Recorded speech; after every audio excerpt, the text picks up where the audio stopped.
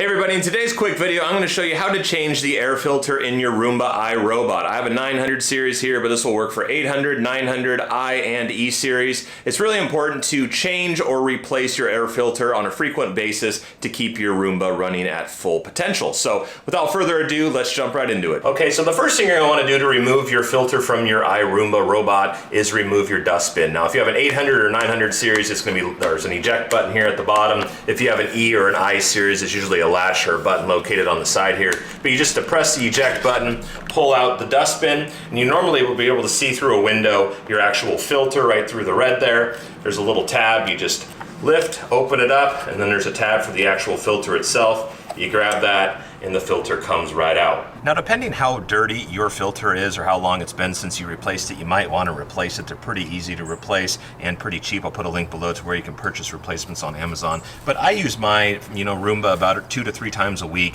and I replace my filter about every 3 to 4 months. But in between uses, I do clean it. I usually bring it outside here, hit it against my railing, get as much dust out as possible, like so. Next thing I do is normally take my cordless vacuum or just a normal vacuum would work and vacuum as much out as possible. All right, I was able to clean up the filter pretty good. Filter's probably good for another month or so. It's starting to get a little dirty on the sides there. I vacuumed out as much as possible, but I think I can get at least another month out of this before I have to replace it. Okay, and now you want to reinstall the filter. There's normally a notch down here in the bottom left that lines up with the actual part on the inside. You're just going to want to make sure that notch is in there. And you want to make sure this metal clip there on the right is pushed down when you put your filter back in, like so, and the door should close just like that.